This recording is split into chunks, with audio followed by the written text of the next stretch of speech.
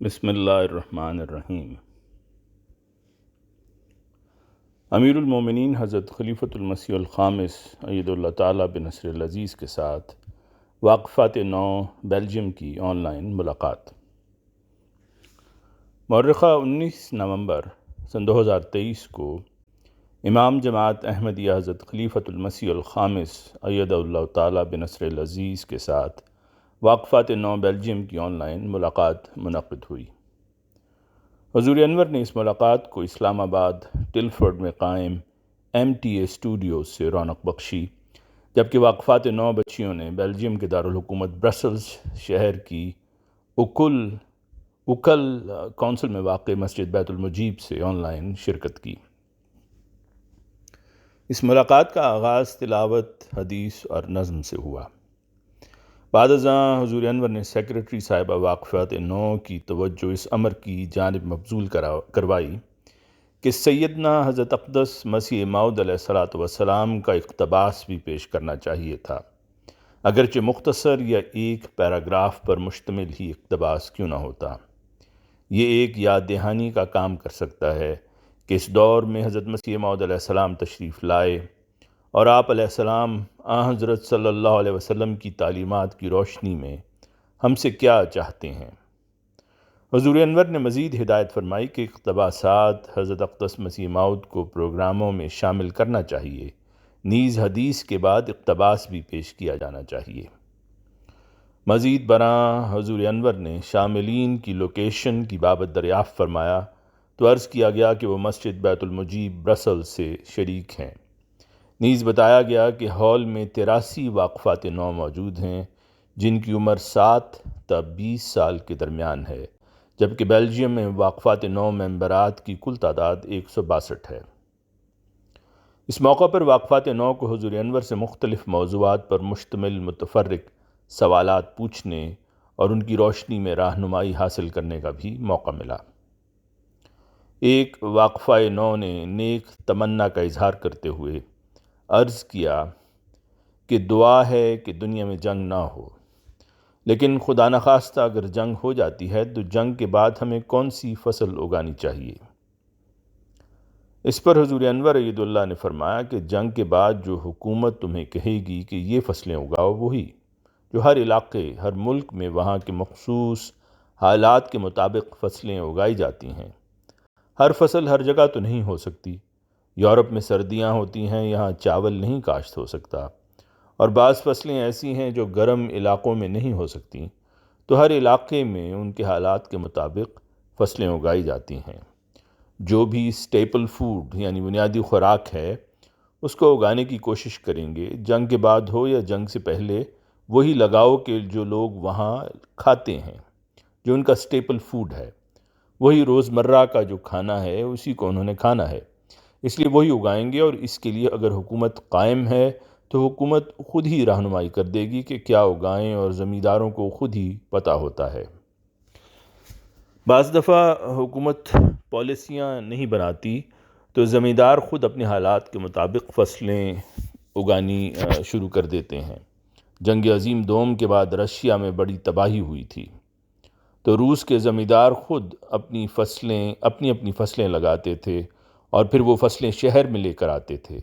شہر والوں کو کھانے کو کچھ نہیں ملتا تھا تو وہ شہر کی بنی ہوئی چیزیں بارٹر کے طور پر ایکسچینج کرتے تھے۔ وہاں کرنسی پھر کام نہیں آتی تھی، وہ جنس لے کے آئے اور یہاں بازار سے اس کے بدلے میں چیزیں لے کے چلے گئے جو شہروں میں ملتی تھیں۔ جب اس طرح کے حالات ہوتے ہیں تو انسان پھر ایڈجسٹ کر لیتا ہے، اور جو کھانے پینے کی چیزیں ہیں وہی اکثر آپ لوگوں کو کھانے کی عادت ہوتی ہے، وہی کھانے مقامی لوگ کھاتے ہیں، وہی آپ لگائیں گے، وہی اگائیں گے، اور وہی فصلیں وہاں بہتر ہو سکتی ہیں۔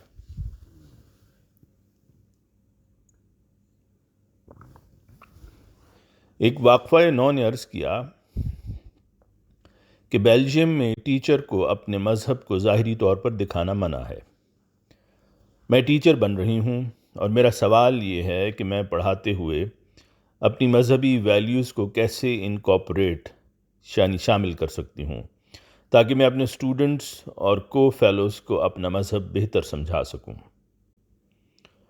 اس پر حضور انور اید اللہ تعالیٰ بنصر العزیز نے فرمایا کہ ظاہر ہے جب کلاس میں ٹیچر پڑھا رہی ہو تو اس کو اپنا چہرہ دکھانا پڑے گا، اس کے بغیر تو ان کو سمجھ نہیں آئے گی۔ دریافت فرمانے پر موصوفہ نے عرض کیا کہ انہوں نے پرائمری اسکول میں پڑھانا ہے، جس پر آپ یعنی حضور انور آپ نے مزید رہنمائی فرمائی کہ وہاں تو ویسے ہی بچے ہوتے ہیں، اس لیے ان کے سامنے تو ویسے ہی کھلے ہو کر بغیر پردہ کیے آنا پڑے گا تاکہ ان کو سمجھ آئے، اور ان کو سمجھانا بھی پڑے گا۔ حیا دار کپڑے ہونے چاہیے اور سر ڈھکا ہونا چاہیے، اور اس کے بعد جس طرح مرضی پڑھاؤ اور کہہ دو کہ یہ لباس ایسا ہے جو حیا دار ہے، اور میں سمجھتی ہوں کہ اپنی حیا کو قائم کرنے کے لیے میں اس کو پہنوں، قطع نظر اس کے کہ مذہب کیا کہتا ہے، اور میرا مذہب بھی مجھے یہی سکھاتا ہے کہ حیا دار رہو، اور یہ آج کا مذہب نہیں ہے، یہ تو ہمیشہ سے ہر مذہب کی تعلیم ہے کہ حیا قائم رکھو۔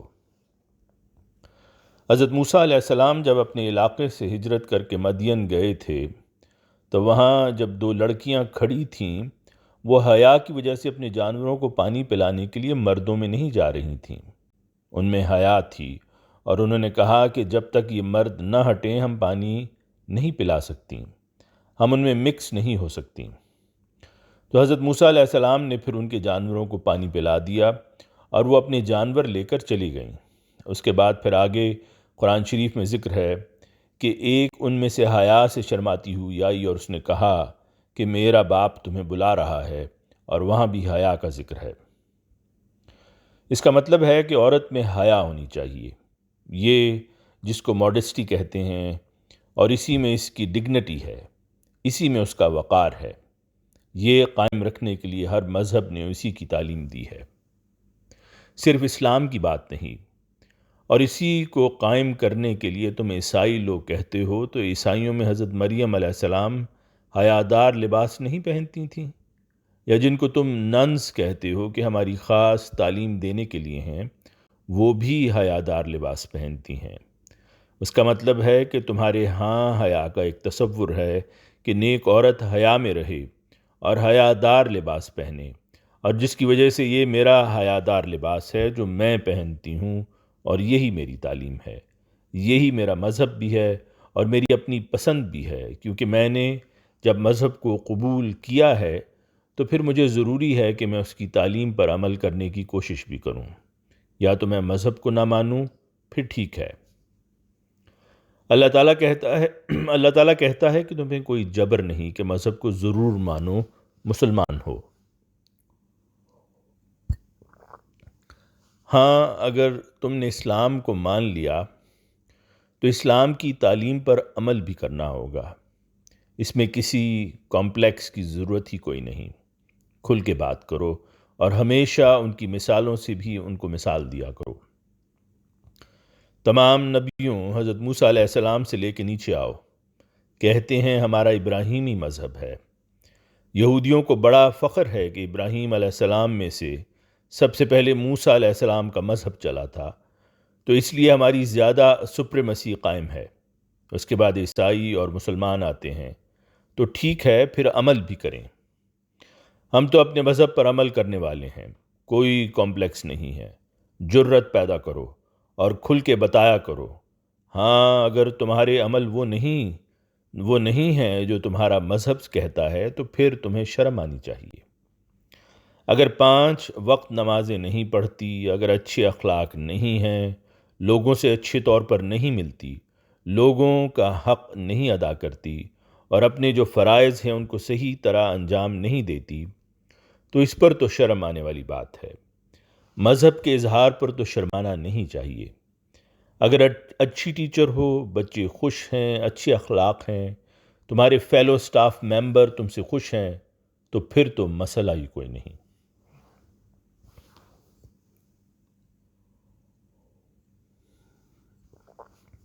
ایک سوال کیا گیا کہ بعض اوقات انسان کو کسی دوسرے انسان سے بہت سخت تکلیف پہنچتی ہے اور اس کو اسے معاف کرنے میں مشکل محسوس ہوتی ہے۔ اس صورت میں ہمیں کیا کرنا چاہیے؟ اس پر حضور انور ایدہ اللہ نے فرمایا کہ آدمی کو اپنے جذبات پر کنٹرول ہونا چاہیے۔ اگر اللہ سے تعلق ہے اور ایک احمدی مسلمان بچے اور ہر شخص کا اللہ سے تعلق ہونا چاہیے، تو پھر اگر کوئی تکلیف پہنچاتا ہے تو اس کو پیار سے سمجھاؤ کہ یہ تم نے بات غلط کی ہے۔ اگر پھر بھی وہ ضد کرے تو پھر اس جگہ سے علیحدہ ہو جاؤ، اور پھر جہاں تک معاف کرنے کا سوال ہے، اگر دیکھ لو کہ اس کی اصلاح ہو گئی ہے تو پھر معاف کرو، پھر دل میں کینہ نہ رکھو، جتنی مرضی کسی نے تکلیف پہنچائی ہو۔ اور اگر کوئی اپنی اصلاح نہیں کرتا تو پھر بہتر ہے کہ اس سے ڈسٹنس رکھو اور اپنی اچھی سہیلیوں اور اچھی دوستوں میں بیٹھتی رہو۔ اصل گناہ یہ ہے کہ دل میں اس تکلیف کا احساس پیدا کر کے جو اس نے پہنچائی ہے پھر اس کو نقصان پہنچانے کی کوشش کرنا۔ جو ہمدرد انسان ہے، جو نعرہ لگاتے ہیں کہ نفرت کسی سے نہیں، تو نفرت کسی سے نہیں کا مطلب یہ ہے کہ ہمیں دل میں اس سے نفرت نہیں ہے، اس کے عمل سے نفرت ہے۔ جو اس نے بات کی ہے اس سے نفرت ہے، جو اس کے عمل ہیں ان سے نفرت ہے، اور اس کی اصلاح کرنے کی ہم نے کوشش کرنی ہے۔ اس لیے کہ حضرت صلی اللہ علیہ وسلم نے فرمایا کہ مسلمان کا بھائی ہے، اور ایک دوسرے سے ہمدردی کرو اور ایک دوسرے کو فائدہ پہنچاؤ۔ تو ہم نے اس کو فائدہ پہنچانے کے لیے اور اس کو گناہ سے بچانے کے لیے کوشش کرنی ہے کہ وہ بچ جائے، اس کو سمجھایا جائے، نہیں تو اس کے لیے دعا کی جائے۔ ہاں، اگر وہ ایسا ہی بد اخلاق ہے کہ مستقل تمہارے اعصاب پر سوار ہو گیا ہے تو اس کی مجلس چھوڑ دو، اس سے فاصلہ اختیار کر لو، لیکن پھر بھی اس کے لیے دعا کرتی رہو۔ ایک واقفہ نو کی جانب سے قرآنی وعدہ کا ذکر کرتے ہوئے کہ مقدس زمین راست بازوں اور نیک لوگوں کو ملے گی، دریافت کیا گیا کہ اس وقت فلسطین کے لوگوں پر بہت ظلم ہو رہا ہے۔ آپ کے خیال میں کب تک یہ زمین راست باز اور نیک لوگوں کو ملے گی اور حقیقی امن قائم ہوگا؟ اس پر حضور انور ایدہ اللہ نے فرمایا کہ جب لوگ راست باز ہو جائیں گے، عباد الصالحین بن جائیں گے تو یہ ہو جائے گا۔ اگر احمدی بڑی تعداد میں ہو جائیں، اگر سورہ بنی اسرائیل کا پہلا رکوع پڑھو تو اس میں بھی اس بات کے متعلق تفسیر لکھی ہوئی ہے، اور یہی اللہ تعالیٰ نے کہا تھا کہ یہودیوں کو زمین 2 دفعہ ملے گی۔ پہلی دفعہ ملے گی، پھر یہ لوگ بیہودہ حرکتیں کریں گے، بغاوت کریں گے، اللہ تعالیٰ کے حکموں سے پرے ہٹ جائیں گے، ظلم کریں گے، تو ان سے زمین چھن جائے گی۔ اور پرانے زمانے میں وہ زمین چھینی گئی، ایک بادشاہ نے اس کو چھین لیا، پھر دوبارہ اللہ تعالیٰ نے ان کو وہاں آباد کر دیا۔ دوبارہ آباد اس طرح کر دیا کہ یہودیوں کو اس طرح براہ راست زمین تو نہیں ملی، لیکن رومن ایمپائر کے ذریعہ سے وہاں زمین مل گئی۔ وہاں رومن ایمپائر میں عیسائی بھی تھے، ان میں یہودی بھی تھے، اور وہ توریت کو ماننے والے تھے۔ اس کے بعد پھر زمین ان کے ہاتھ سے نکل گئی، پھر مسلمانوں کے قبضہ میں آ گئی، پھر دوبارہ ان کو مل گئی۔ تو اب اگر اس کا مطلب یہ ہے کہ مسلمانوں میں بھی عباد الصالحین پیدا ہونے والے ہیں، اس لیے پہلے تو ہمیں اپنے آپ کو اللہ تعالیٰ کا ایسا بندہ بنانا چاہیے جو اللہ تعالیٰ کی نظر میں صالحین ہوں۔ اپنے آپ کو ہم خود نہ سمجھیں کہ ہم تقوی پر چلنے والے بہت نیک ہیں۔ ہم نے لا الہ الا اللہ محمد رسول اللہ پڑھ لیا تو ہمارا حق بن گیا کہ اب ہر چیز جو اللہ تعالیٰ نے کہا ہے ہمیں ملے۔ اللہ تعالیٰ کے وعدے ہمارے سے بھی اس وقت ہیں جب تک ہم نیک عمل کریں گے، اللہ تعالیٰ کا حق ادا کریں گے، اللہ تعالیٰ کے بندوں کے حق ادا کریں گے، اور جو اس کے حکم ہیں اس کے اوپر عمل کرنے کی کوشش کریں گے۔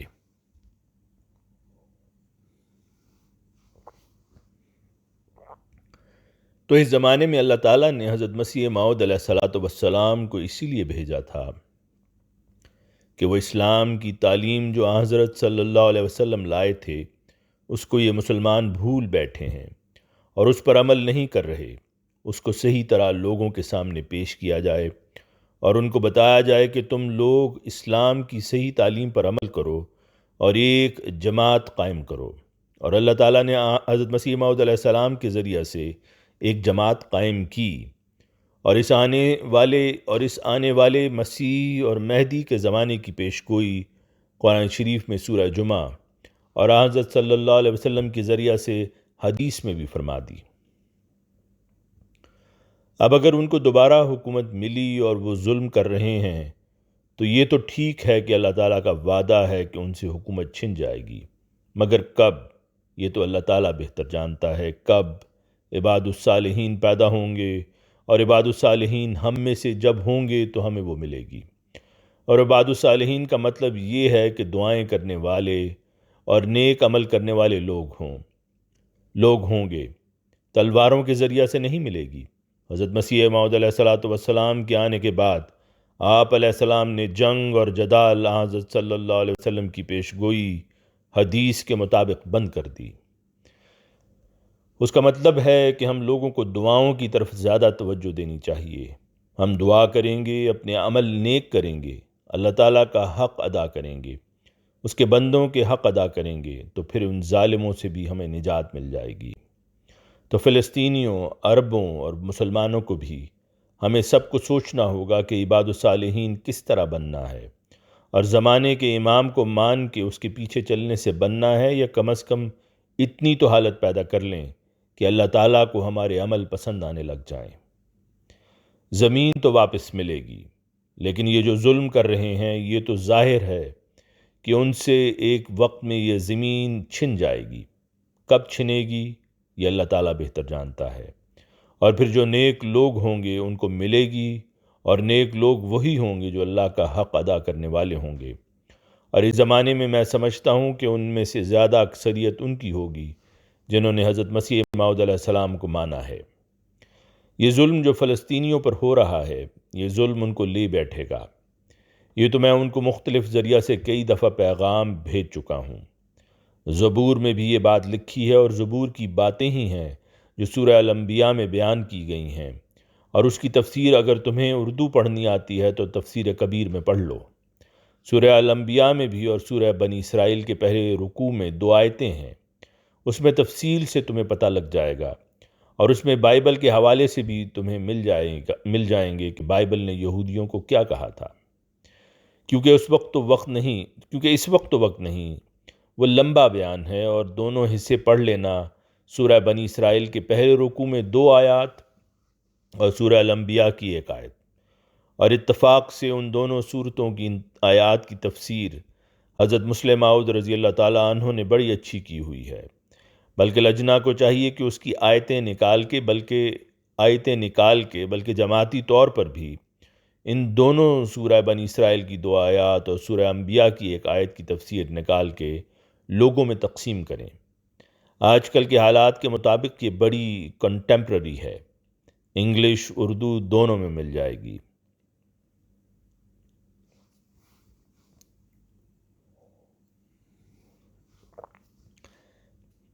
ایک سوال کیا گیا کہ جن بچوں کے ماں باپ چھوٹی عمر میں فوت ہو جاتے ہیں تو خدا تعالیٰ ان بچوں کو آزمائش میں کیوں ڈالتا ہے؟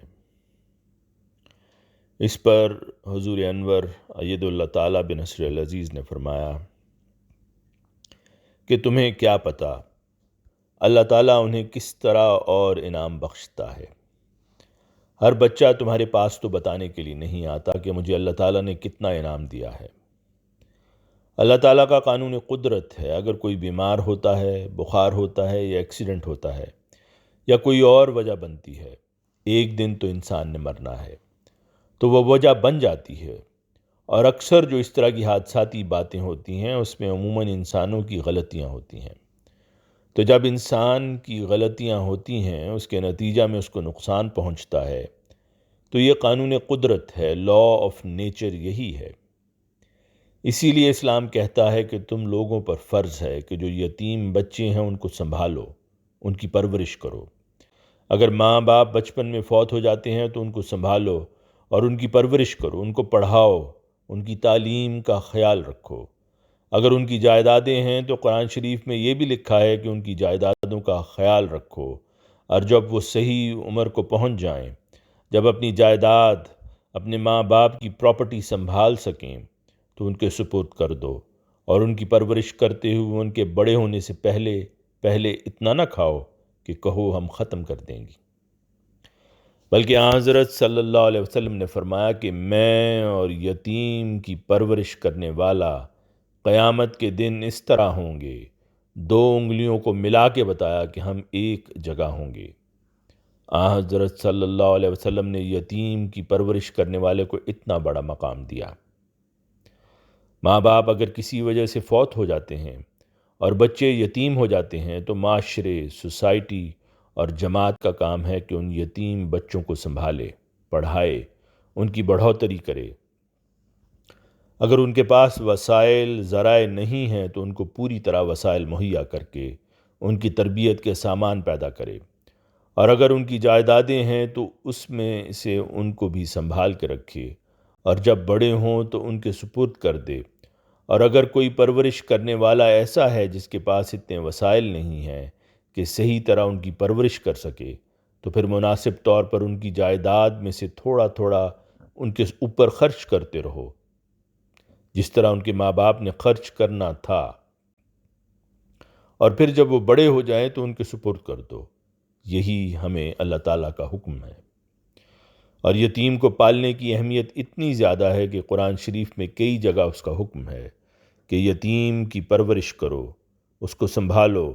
اور حضرت صلی اللہ علیہ وسلم نے فرمایا کہ میں اور وہ قیامت کے دن اس طرح ہوں گے جس طرح دو انگلیاں ہوتی ہیں، تو یہ مقام ملتا ہے۔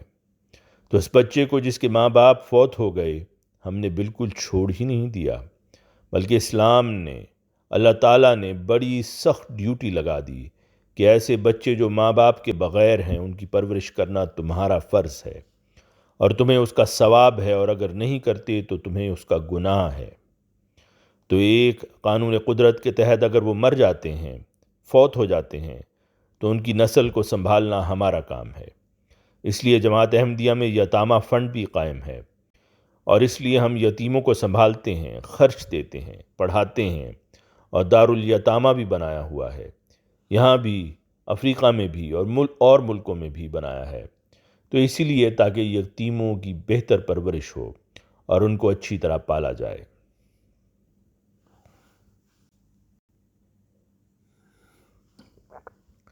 ایک سوال کیا گیا کہ مرد حج یا عمرہ کے دوران ٹوپی کیوں نہیں پہنتے؟ اس پر حضور انور نے مسکراتے ہوئے استفسار فرمایا کہ آپ نے یہ کیوں نہیں پوچھا کہ انہوں نے اپنا معمول کا لباس کیوں اتار دیا اور اس کی بجائے صرف احرام باندھا؟ کیا یہ صرف ٹوپی نہ پہننے کا معاملہ ہے؟ وہ اپنے بال بھی منڈواتے ہیں۔ حج کے دوران مرد اپنا سر منڈواتے ہیں، سوائے اس کے کہ کوئی طبی بیماری ہو جو انہیں ایسا کرنے سے روکتی ہو، اور ایسی صورتوں میں صدقہ اور روزے قابل قبول متبادل ہیں۔ لہٰذا حج اور عمرہ ایسی روحانی کیفیت پیدا کرتا ہے کہ جہاں انسان اپنی فطری حالت میں واپس لوٹ جاتا ہے اور اللہ کے حضور کھڑا ہوتا ہے۔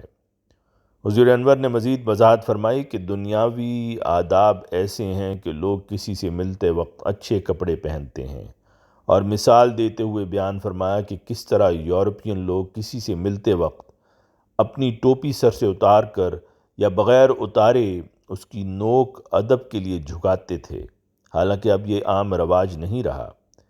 دین اسلام سکھاتا ہے کہ گھر سے نکلتے وقت مناسب لباس پہننا چاہیے، سر ڈھانپنا چاہیے، اسی میں اپنی عزت اور وقار کو برقرار رکھنے کی حکمت ہے۔ جب نماز پڑھنے کے لیے اللہ تعالیٰ کے حضور کھڑے ہوں تو حکم دیا گیا ہے کہ عورتیں اپنے سر ڈھانپیں، اور مردوں کو بھی ایسا ہی کرنا ہے۔ یہ عبادت کی ایک اور شکل ہے۔ تاہم حج عبادت کے انتہائی درجہ کی نمائندگی کرتا ہے۔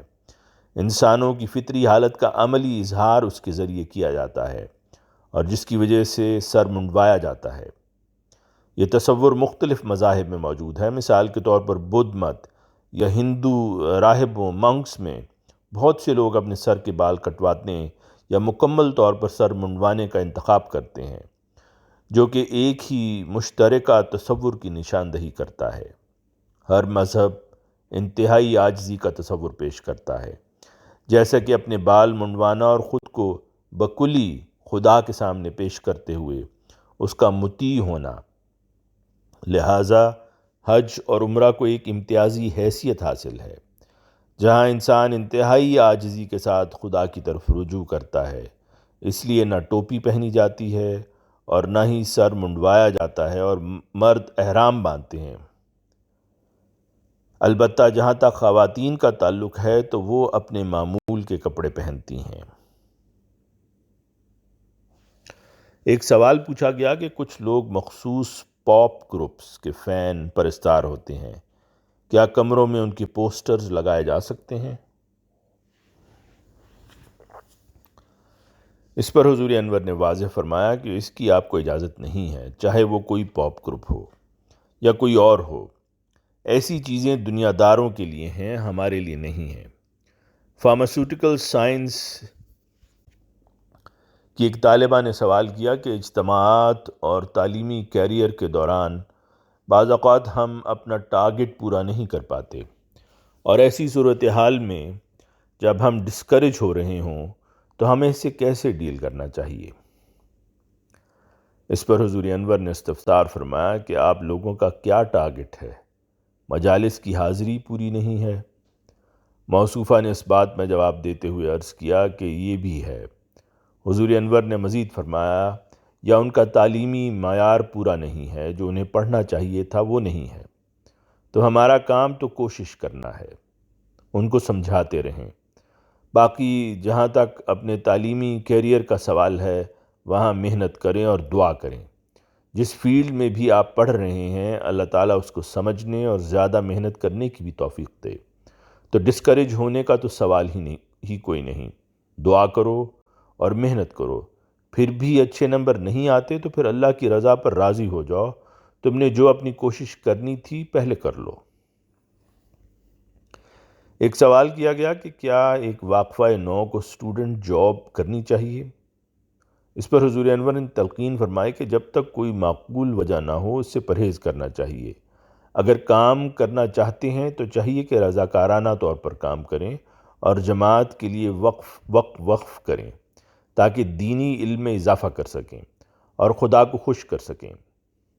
حضور انور نے مزید زور دے کر فرمایا کہ اگر کسی کو حقیقی ضرورت ہو اور وہ بھوکا مر رہا ہو تو پھر اگر وہ کام کر بھی لے تو کوئی مذائقہ نہیں۔ ایک سوال کیا گیا کہ ہم موبائل فون ایڈکشن سے کس طرح بچ سکتے ہیں؟ اس پر حضور انور عید اللہ تعالیٰ بن نصر العزیز نے مسکراتے ہوئے فرمایا کہ اگر کسی کی جیب میں فون ہو تو اسے نکال کر دیوار کی طرف پھینک کے توڑ دے تو ایڈکشن ختم ہو جائے گی۔ بات یہ ہے کہ کسی بھی چیز کی ایڈکشن نہیں ہونی چاہیے، ہر چیز کی ایڈکشن سے اللہ تعالیٰ نے منع فرمایا ہے۔ ہاں، ایڈکشن اگر کرنی ہے تو اللہ تعالیٰ کی محبت کی ایڈکشن ہونی چاہیے، دین کی خدمت کی ایڈکشن ہونی چاہیے۔ 5 نمازیں توجہ سے پڑھو، یہ تمہاری ایڈکشن ہونی چاہیے کہ میں نے توجہ سے نماز پڑھنی ہے۔ تم نماز تو جلدی جلدی پڑھ لیتے ہو، اگر ماں باپ نے کہہ دیا کہ نماز پڑھو اور اس کے بعد فون کھولتے ہو، سیل فون یا آئی پیڈ یا اینڈرائڈ جو بھی تمہارے پاس ٹیبلٹ وغیرہ ہوتا ہے، اس کو کھول کے اس پر فوری دیکھنے لگ جاتے ہو، یا ٹی وی کے اوپر بیٹھ جاتے ہو۔ اب تو ٹی وی کے اوپر بھی یوٹیوب پر سب کچھ آ جاتا ہے، اس میں دیکھنے لگ جاتے ہو، تو یہ چیزیں غلط ہیں۔ نماز کو وقت پر ادا کرو اور اچھی طرح ادا کرو، قرآن شریف پڑھو اور اچھی طرح پڑھو۔ واقفات 9 کا تو خاص طور پر فرض ہے۔ اپنے آپ کو وقف کیا، ماں باپ نے اس لیے وقف کیا کہ دین کی خدمت کریں گی۔ 15 سال کے بعد تو آپ لوگ اس بات پر وقف کریں گی کہ ہم اپنے اس بانڈ کو رینیو کرتی ہیں، پھر 21 سال کی عمر میں جا کے دوبارہ اس لیے رینیو کریں گی تاکہ ہم دین کی خادمہ بنیں، اور دین کی خادمہ بننے کے لیے پہلی ضروری بات اللہ تعالیٰ سے تعلق پیدا کرنا ہے۔ اللہ سے تعلق پیدا کرنے کے لیے نمازیں اچھی طرح پڑھنا ضروری ہے، پھر قرآن شریف پڑھنا ضروری ہے، قرآن شریف کو سمجھنا ضروری ہے، اور جب سمجھو گی تو اس کی تعلیم پر تم عمل کرنے کی بھی کوشش کرو گی۔ اچھے اخلاق ہونے چاہیے۔ یہ ساری باتیں جب تم کرو گی تو پھر تمہیں تھوڑا سا وقت موبائل فون دیکھنے کا ملے گا۔ موبائل فون دیکھنے کا جب وقت ملے تو اس میں اچھی اچھی چیزیں دیکھو۔ آج کل تو موبائل فونوں پر انتہائی فضول، لغو اور بیہودہ قسم کی چیزیں آ جاتی ہیں، اس سے بچنے کی کوشش کرنی چاہیے۔ بچوں کی نظر علیحدہ خراب ہوتی ہے، تو کہتے ہیں کہ 14-15 سال تک تو بچوں کو ویسے ہی 1 گھنٹے سے زیادہ اسکرین پر نہیں بیٹھنا چاہیے۔ اب تو اسکولوں میں بھی اسکرین پر بٹھا دیتے ہیں، گھر آ کے بھی اسکرین پر بیٹھتے ہو تو کئی گھنٹے لگ جاتے ہیں، نظریں خراب ہو جاتی ہیں۔ ہر ایک کو اینکیں لگی ہوئی ہوتی ہیں، تم بڑی خوش قسمت ہو تمہیں اینک نہیں لگی ہوئی، اس لیے ان چیزوں سے بچنا چاہیے۔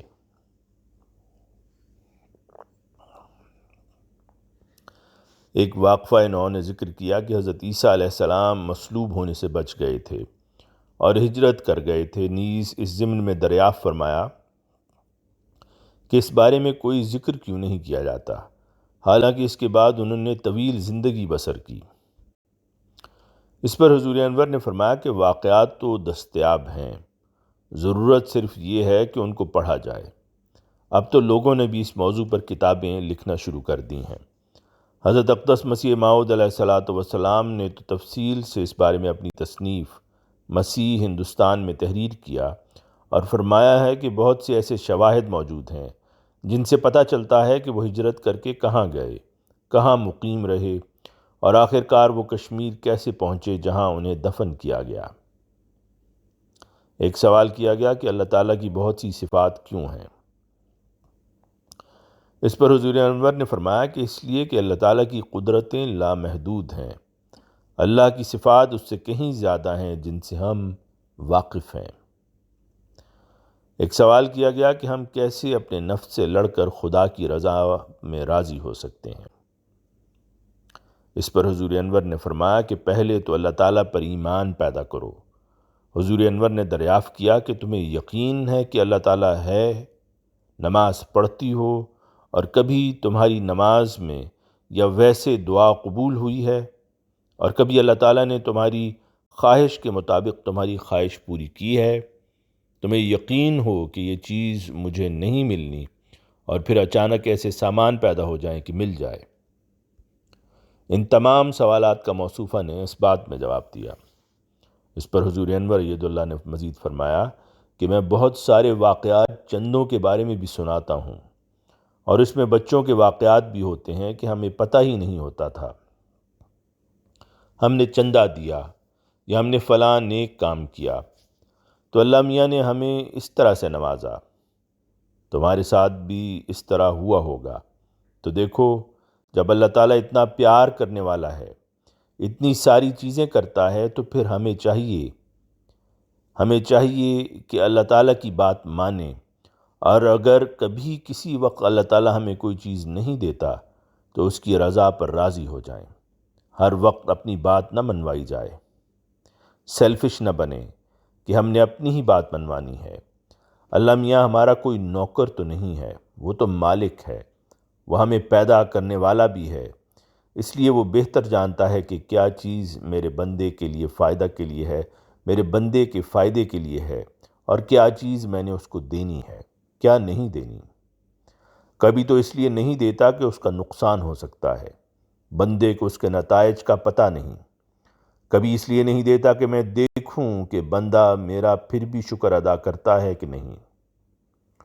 کوشش کرو کہ اللہ میاں جب مجھے اتنی اچھی چیزیں دے رہا ہے تو اگر ایک دفعہ میری بات نہیں مانی یا بعض چیزیں مجھے نہیں دیں تو مجھے اللہ تعالیٰ کی رضا پر راضی ہونا چاہیے۔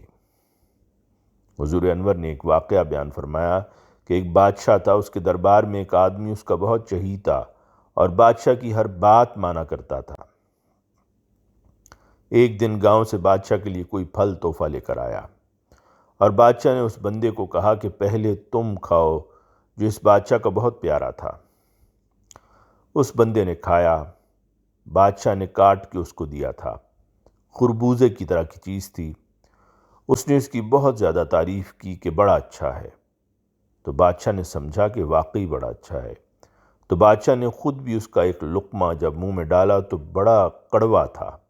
بادشاہ اس سے بڑا غصہ ہوا کہ تم کہہ رہے ہو بڑا اچھا ہے، اس میں کیا اچھائی ہے؟ وہ کہنے لگا کہ بادشاہ سلامت، ساری عمر میں نے آپ سے فائدہ اٹھایا، آپ نے بہت ساری اچھی چیزیں مجھے دیں اور مجھے فائدہ پہنچتا رہا، اور مجھے آپ نے انعامات بھی دیے۔ آج مجھے اگر آپ نے کڑوی چیز کھلا دی ہے، کوئی بری چیز دے دی ہے، تو اس کا مطلب ہے میں ناشکرا بن جاؤں اور اس کا آپ کو کہہ دوں کہ یہ کڑوی ہے، مجھے کیا دے دیا؟ تو میں نے اس کو بھی اس لیے صبر سے کھا لیا تھا۔ تو اس طرح شکر گزاری ہونی چاہیے۔ یہ ایک مثال ہے دنیا داروں کے لیے کہ صبر کرو، اور اچھی اچھی چیزیں جب اللہ میاں دیتا ہے اس کا شکر کرتے ہو، تو کبھی اللہ تعالیٰ جب امتحان لیتا ہے تو اس وقت بھی اس کا شکر کرو، اور اللہ تعالیٰ سے کہو کہ اللہ تعالیٰ مزید امتحان میں نہ ڈالے۔ اور جب شکر گزاری کرو گے تو اللہ تعالیٰ کہتا ہے کہ میں اپنے انعامات کو اور بڑھاؤں گا، اس لیے شکر کی عادت ڈالو۔ ایک واقفہ انہوں نے بیان کیا کہ اللہ تعالیٰ سورہ البقرہ آیت 272 میں فرماتا ہے کہ تم اگر صدقات کو ظاہر کرو تو یہ بھی عمدہ بات ہے، اور اگر تم انہیں چھپاؤ اور انہیں حاجت مندوں کو دو تو یہ تمہارے لیے بہتر ہے۔ موصوفہ نے دریافت کیا کہ صدقات کو ظاہر کرتے ہوئے دینے میں کیا حکمت ہے؟ اس پر حضور انور اید اللہ تعالیٰ بن نصر العزیز نے فرمایا کہ لوگ بعض دفعہ بالکل دکھاوے کے لیے چندہ یا صدقہ دیتے ہیں یا کسی غریب کی مدد کرتے ہیں تاکہ لوگوں کو پتہ لگے کہ ہم بہت جنرس سخی ہیں، ہم لوگوں کو بہت دینے والے ہیں۔ تو اس لیے ایسے لوگوں کو اللہ تعالیٰ نے کہا کہ تم چھپا کر دو، خاموشی سے دو تو زیادہ اچھی بات ہے۔ بعض لوگ اتنی خاموشی سے دیتے ہیں کہ دوسرے کو پتہ بھی نہیں لگتا۔ بعض دفعہ بعض معاملات میں چندہ دینے سے دوسرے کو تحریک پیدا ہوتی ہے۔ مثلا تم نے چندہ یا صدقہ دیا یا کسی غریب کی مدد کی، یتامہ فنڈ ہے اس میں پیسے دیے، جس طرح ابھی میں نے ذکر کیا تھا، پھر یتیموں کی مدد کی، تو دوسروں کو بھی خیال پیدا ہوگا، تحریک پیدا ہوگی کہ ہم بھی دیں، تو تمہارے ظاہر ہو کہ دینے سے دوسرے کے اندر نیکی پیدا ہوتی ہے۔ اگر تم کسی کو صدقہ دیتی ہو یا چیریٹی دیتی ہو تو جو تمہاری سہیلی ہے اس کو بھی خیال پیدا ہوگا کہ میری سہیلی نے دیا تو میں بھی دوں۔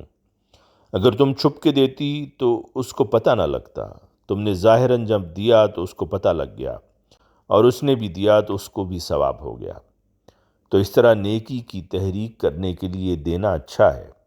اگر صرف یہ دکھاوے کے لیے ظاہر کرنا ہے تو وہ منع ہے، لیکن اگر اس لیے ظاہر کرنا ہے کہ دوسرے کو نیکی کی تحریک پیدا ہو جائے، میری وجہ سے دوسرے بھی نیک کام کریں، تو یہ اچھی بات ہے، یہ اللہ تعالیٰ کو بھی پسند ہے۔ اس لیے فرمایا کہ ظاہر کر کے دو تو یہ بھی تمہارے لیے اچھا ہے۔ اس لیے میں لوگوں کے چندوں کے بہت سارے واقعات سناتا رہتا ہوں۔ وہ اس لیے سناتا ہوں کہ لوگوں کے یہ واقعات سن کے دوسروں کو بھی تحریک پیدا ہو کہ انہوں نے اگر چندہ دیا اور ان پر اللہ کا فضل ہوا تو ہم بھی چندہ دیں، ہم پر بھی اللہ تعالیٰ اپنا فضل کرے، یا صدقہ دیں، یا خیرات دیں، یا یتیموں کے لیے دیں، یا مریضوں کے لیے دیں، یا اور کسی کی مدد کے لیے دیں، کسی چیریٹی میں دیں۔ تو جب ہم اس طرح دیتے ہیں تو دوسروں کو بھی تحریک پیدا ہوتی ہے، دوسروں کو بھی خیال پیدا ہوتا ہے کہ ہم بھی اس نیکی میں حصہ لیں۔ اس لیے یہ حکمت ہے کہ بتا کے بھی دینا چاہیے تاکہ دوسروں کو نیکی کی تحریک پیدا ہو، لیکن اگر دینے والا اس نیت سے دے رہا ہے کہ میری تعریف ہو تو وہ غلط ہے۔ ملاقات کے اختتام پر حضور انور اید اللہ تعالیٰ نے سب شاملین کو اللہ حافظ کہتے ہوئے السلام علیکم ورحمۃ اللہ فرمایا۔ آواز مرزا عمران احسن۔